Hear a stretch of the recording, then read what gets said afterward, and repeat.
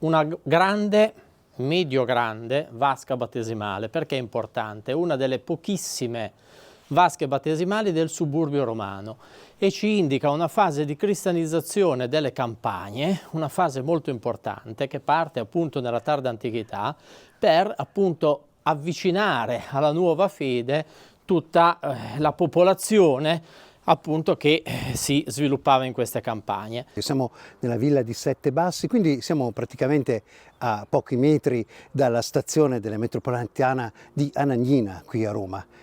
Come vedete il brano di campagna romana che ancora esiste è reale, c'è tutto quello che ci si aspetta, i cipressi, i pini, i prati. Ma poi ci sono le rovine, anche questo il romanticismo lo chiudiamo qua, perché qui c'è un grande scavo archeologico, una grande serie di scavi archeologici che ci racconta certamente di una villa imperiale, strutture ancora altissime, anche 15 metri, che sono ancora esistenti, sicuramente poco conosciute, ma quello che invece stiamo per conoscere, proprio grazie a questi scavi, è non solo la fine della villa, come si dice in genere in queste cose, ma quel passaggio fondamentale che dalla villa passa al mondo della cristianità. E proprio a proposito del mondo della cristianità, ancora però legata all'antichità, c'è un fonte battesimale. Ecco, ci troviamo proprio all'interno del complesso della villa di Sette Bassi. L'acquedotto inquadrato è proprio l'acquedotto che portava l'acqua dall'acquedotto Claudio fino alla villa. La villa è un grande complesso, è una delle più grandi ville dell'antichità romana, è probabilmente la terza del suburbio romano. Una grande villa che ha una fase nel secondo secolo d.C., una fase di vita importante, va avanti fino al terzo, poi c'è un periodo, un momento d'abbandono, noi l'abbiamo scavata per 8 mesi quest'estate e c'è una grande riedizione di questa villa proprio a partire dal IV secolo, V secolo, quindi la tarda antichità è un po' la chiave di lettura di questi siti, perché nella tarda antichità avvengono delle cose veramente particolari. Intanto una ristrutturazione della villa principale molto significativa. E poi adesso qua siamo arrivati in quello che era un complesso un complesso, prima sono terme, grandi terme del secondo secolo, che probabilmente nella loro prima fase di vita non hanno neppure a che fare con la villa, perché la vediamo molto lontana, quindi non è detto che queste terme fossero legate alla villa. È più probabile che invece fossero connesse con la via Latina che passava proprio qua davanti, una viabilità fondamentale nell'epoca ancora imperiale, e quindi fosse una struttura, noi la dobbiamo immaginare proprio lì sotto, lì davanti, quindi queste erano prospicienti alla strada. Io penso che potessero essere delle mansioni, una struttura diciamo legata ai percorsi di via, quindi una struttura legata alla viabilità. Un Mansio noi in maniera impropria la potremmo definire stazione di posta. Assolutamente, le potremmo definire ancora più in maniera più impropria dei grandi autogrill dell'antichità, in cui ci si poteva fermare, ristorare, dormire e in questo caso anche lavarsi. Che la cosa... Però se noi utilizziamo questo termine, gli archeologi ci fustigano, quindi noi non lo usiamo. Assolutamente, non lo usiamo, però facciamo capire il concetto. Allora noi siamo qua fra il quinto e il quarto miglio di una grande consolare. Tenete conto che in questi ambiti territoriali, proprio su queste miglia, c'è una rete abbastanza ben precisa, ben definita di terme e strutture di supporto alla viabilità. Perché? Perché questo è l'ultimo punto per chi veniva verso Roma, dall'esterno verso Roma, transitando con le difficoltà appunto del percorso, si fermavano per l'ultima sera prima di arrivare in città, si ristoravano, si lavavano, al mattino dopo partivano e in poco tempo arrivavano in città. Ecco, ci stiamo avvicinando a quelle che erano appunto nel secondo tempo delle terme, come ho detto nel secondo secolo d.C. In realtà ci svela una cosa importantissima, un fonte battesimale, probabilmente impiantato fra IV e V secolo.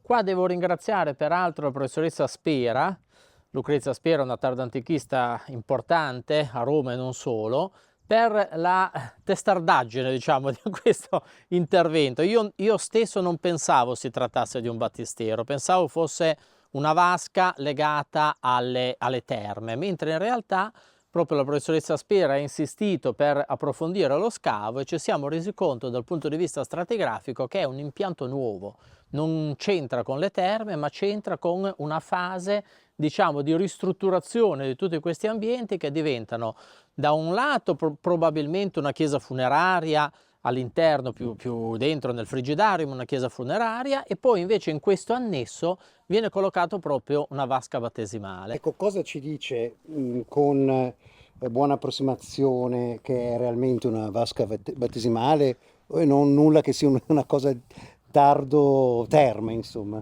Allora, intanto il fatto che i pavimenti, che prima dovevano essere dei pavimenti musivi, perché in tutti gli ambienti circostanti ci sono ancora dei pavimenti musivi romani, invece in questo caso cosa succede? Il pavimento viene completamente asportato, viene addirittura un po' sottoscavato e viene costituito un altro pavimento, sembra quasi una forma di exauguratio, cioè di purificazione, diciamo, rispetto ai piani pavimentali classici.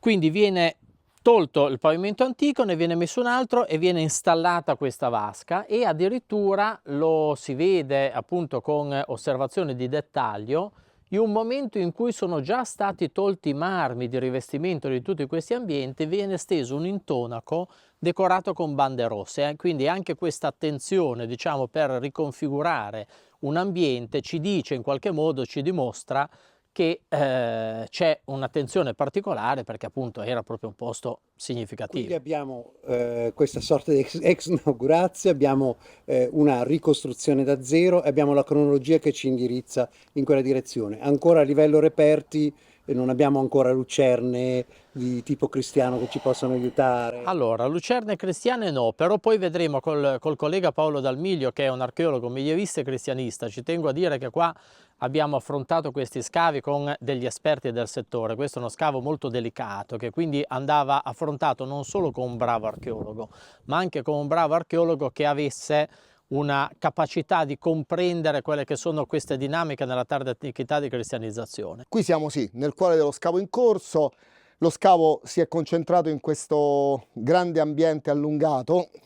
È uno scavo che serve anche a facilitare e meglio organizzare i percorsi di visita all'interno di questo sito. Siamo partiti con uno scavo che aveva come quota praticamente la cresta di quel muro, si vedeva appena la cresta del muro.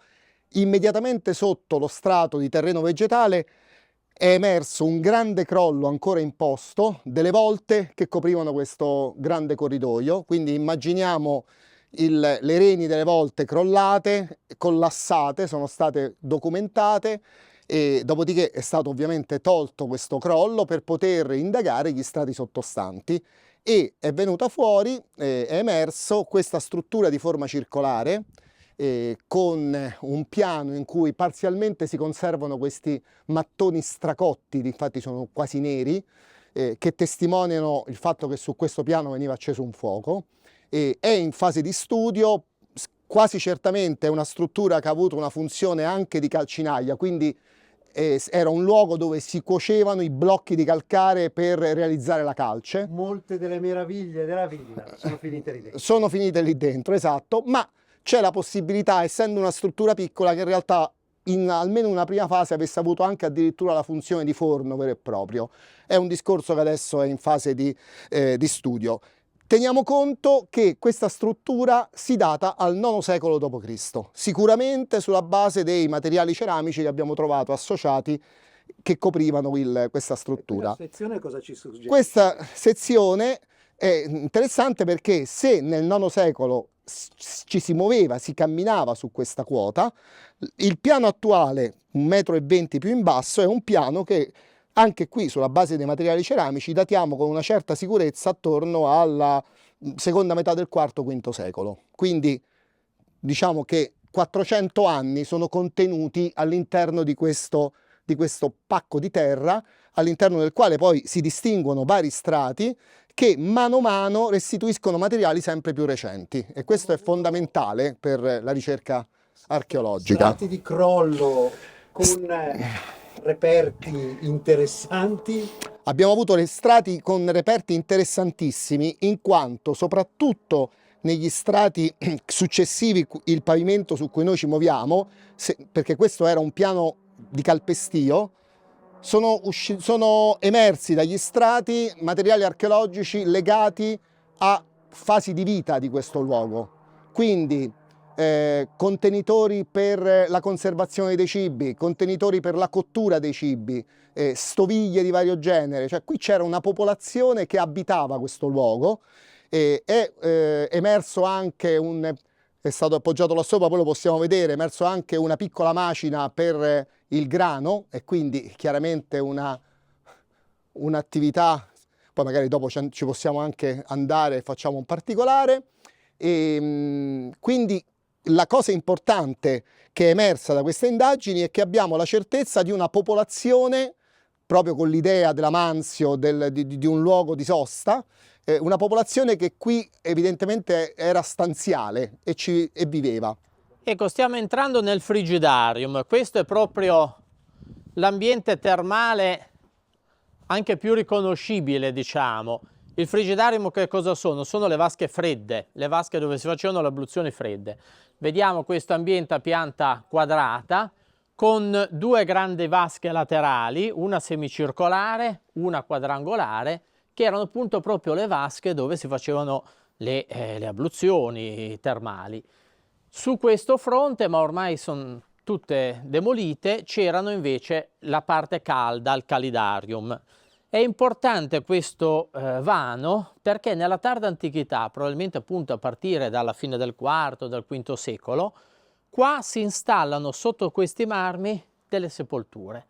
Quindi questa diventa una sorta di area funeraria e probabilmente una chiesa, proprio in questo ambiente c'è la vera e propria chiesa, con tutta una serie di sepolture sottopavimentali, anche di buona qualità, molto importanti. Quindi per proprio farlo vedere, scendiamo stratigraficamente. Qui abbiamo il piano di calpestio, diciamo così, imperiale, tardo imperiale. Allora no, questo è il piano di calpestio della tarda antichità, del V secolo. Okay. Il piano di calpestio delle terme in realtà è questo. Sarebbe questo il piano di calpestio delle terme. Invece abbiamo proprio... Si alza, questo pacchetto si alza perché sotto ci sta l'installazione di queste tombe. Quindi con le tombe si rialzano, diciamo, i piani. I marmi ormai sono marmi di reimpiego, vediamo che sono tutti marmi diversi, ritagliati, che hanno proprio le caratteristiche del reimpiego e costituiscono appunto questo nuovo piano pavimentale. Quindi ci dobbiamo immaginare l'ingresso alla chiesa che stava lì sul fronte principale, probabilmente in questo ambito ingresso tamponato, in questo ambito doveva stare l'altare e tenete conto anche le due vasche che abbiamo visto prima diventano anche quello un alloggiamento per tutta una sequenza di tombe. Qui si possono ancora vedere proprio i muretti delle sepolture anche molto organizzate. Queste sono sepolture a forma, cioè sepolture che hanno più piani. V secolo? Sì, si presume, forse sono anche un po' più avanti, perché forse la chiesa è del V, l'uso funerario può essere anche del VI o del VII.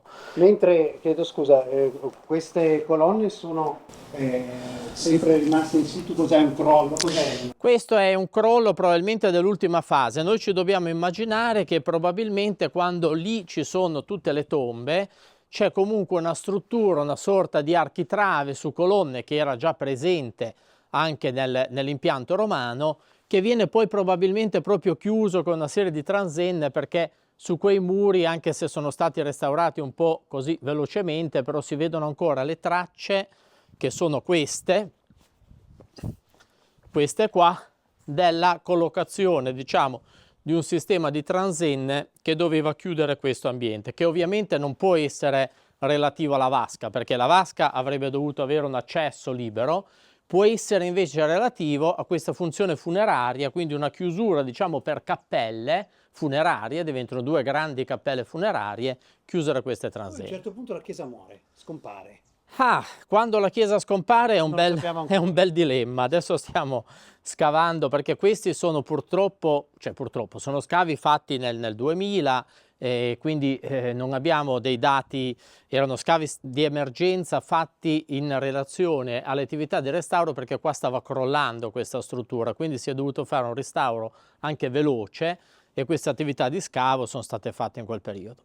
Questa colonna sta praticamente al suo posto, è stata ruotata appena, è crollata e immaginiamo, visto il peso, che fosse un elemento decorativo di questo impianto termale e che non venga da lontano. Addirittura c'è l'ipotesi che questa colonna inquadrasse questa apertura con queste scale, che era l'apertura che dava accesso al sistema delle terme che si trova qui dietro. Grande importanza riveste invece quello che è emerso proprio in questi ultimi 2 giorni, ovvero queste 2 fosse che hanno intercettato una fistula, quindi un tubo di piombo per il trasporto dell'acqua. Questa fistula proviene dall'ambiente battesimale ed è quindi altamente probabile che fosse il sistema di adduzione delle acque della vasca battesimale, sistema di adduzione e poi probabilmente sistema di scarico che abbiamo ugualmente identificato, che si trova non qui ma dal lato opposto, ovvero lì dove c'è quella breccia nel muro, questo foro nel muro.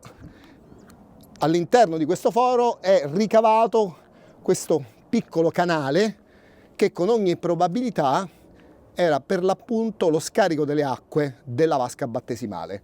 È anche possibile immaginare, ma su questo dobbiamo avere ancora approfondire gli studi approfondire gli studi, è anche possibile che si tratti della vasca battesimale di una diocesi effimera che si crea proprio nella tarda antichità, che si chiama diocesi subaugusta o subaugustana. Per adesso era nota solo dalle fonti. È una diocesi che viene creata appunto dalla diocesi principale di Roma, ricordiamo che il vescovo di Roma è il Papa, per appunto cristianizzare le campagne in questo settore della città, nel settore sud-orientale della città. Non si avevano tracce di questa diocesi, c'erano solo poche documentazioni di carattere appunto documentale, di documenti. È possibile ritenere che questa sia appunto la sede di questa diocesi, anche se appunto stiamo appena all'inizio delle attività di studio, non sono ancora terminati neppure gli scavi, quindi andranno... Un'ipotesi bisogna farla. Un'ipotesi bisogna farle. Allora, ipotesi per ipotesi, vi faccio vedere anche una caratteristica. Probabilmente qui ci sono 2 fasi in questo battistero. Nella prima fase si scendeva, primo gradino doveva essere qua, secondo gradino doveva essere qua, terzo gradino doveva essere questo, e poi il fondo della prima fase del battistero molto probabilmente doveva essere più profondo, quindi qua si poteva scendere e si poteva fare proprio una sorta di battesimo per immersione, almeno parziale immersione, con un'abluzione, dovete contare che sarà stato almeno 40 cm più basso e quindi si poteva scendere.